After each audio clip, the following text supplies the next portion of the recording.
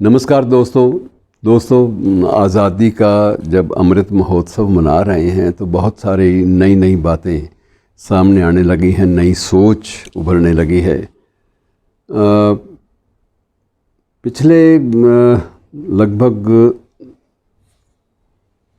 4 दशक पहले, 4 या 5 दशक पहले इंग्लैंड में एक सम्मेलन हुआ था। उसमें सभी पक्षों के जो इतिहासकार थे वो एकत्र हुए थे। उसमें भारत के इतिहासकार भी थे, पाकिस्तान के भी थे, और तब बांग्लादेश तो अस्तित्व में नहीं आया था। वो तो बात की बात है। और उन लोगों ने सब ने अपने अपने ढंग से, अपने अपने कोण से इस विभाजन की गाथा को बयान किया था।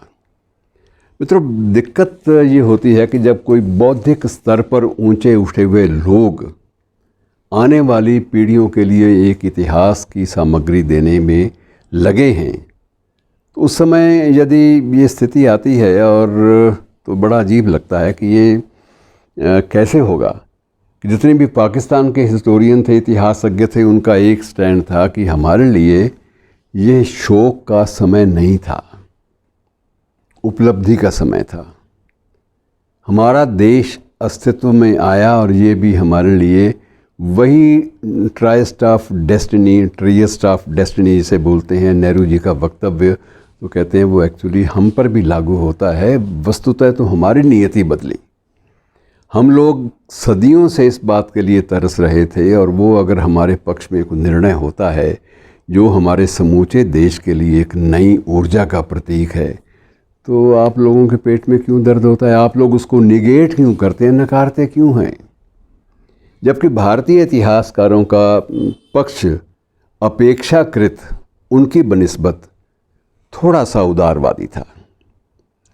उनका ये मानना था, उनकी ये मान्यता थी कि ये एक ऐसी चीज़ थी जिसे टाला जा सकता था।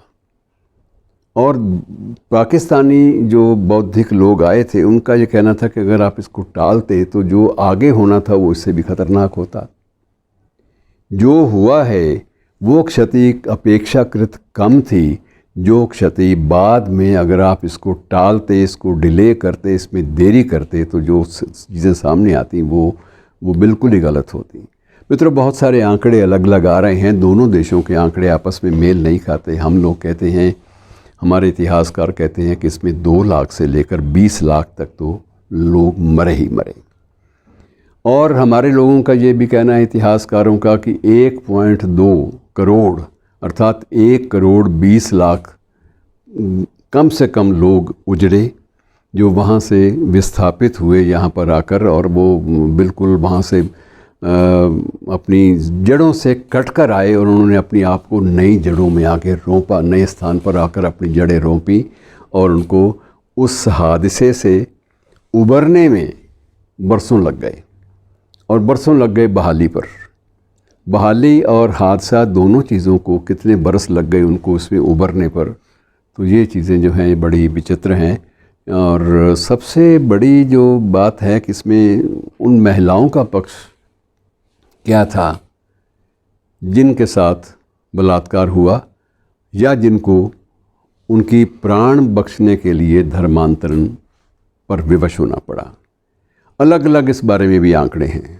आंकड़े हर जगह मित्रों विचित्र हैं, और आंकड़ों का कोई भी प्रामाणिक आधार संभव ही नहीं है, संभव था भी नहीं। ऐसी परिस्थितियों में कितने लोग मरे, कितने लोग उजड़े, इस बात का आप क्या प्रमाण देंगे?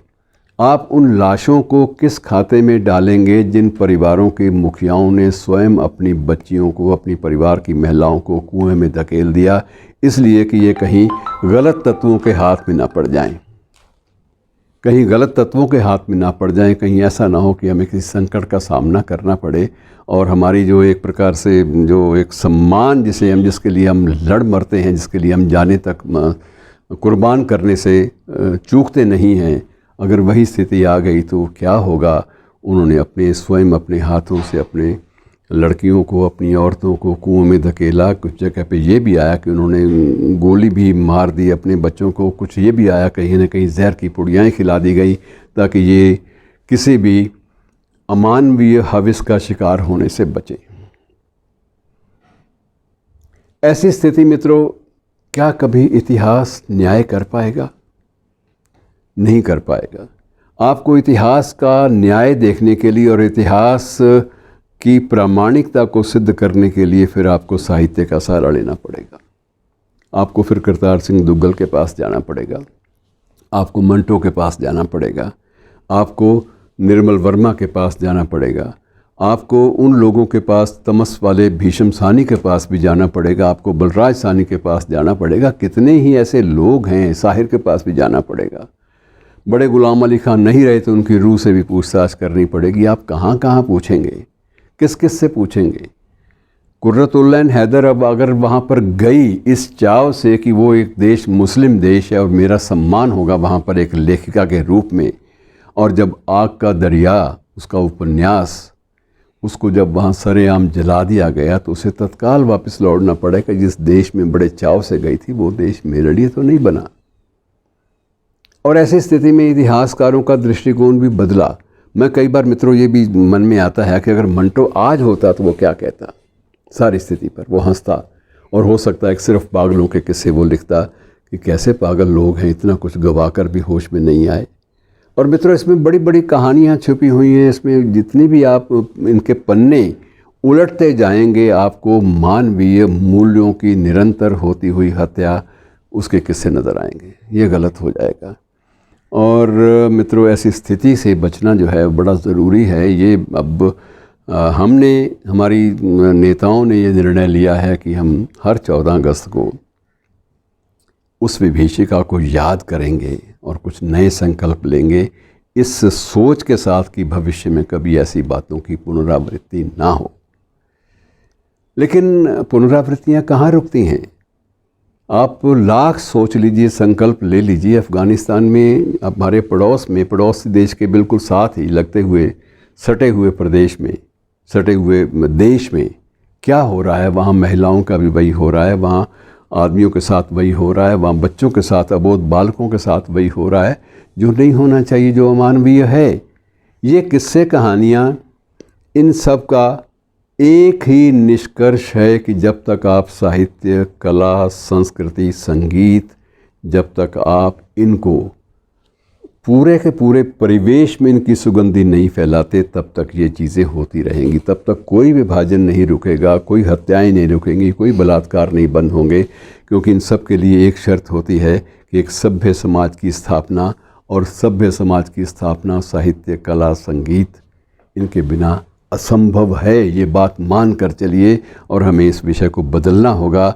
बकौल दुष्यंत, मैं दुष्यंत की एक कविता के साथ ही बात समाप्त करूँगा कि हो गई है पीर पर्वत सी पिघलनी चाहिए, कि हो गई है पीर पर्वत सी पिघलनी चाहिए, इस हिमालय से कोई गंगा निकलनी चाहिए, इस हिमालय से कोई गंगा निकलनी चाहिए। कि सिर्फ हंगामा खड़ा करना मेरा मकसद नहीं, कि सिर्फ हंगामा खड़ा करना मेरा मकसद नहीं, मेरी कोशिश है कि ये सूरत बदलनी चाहिए।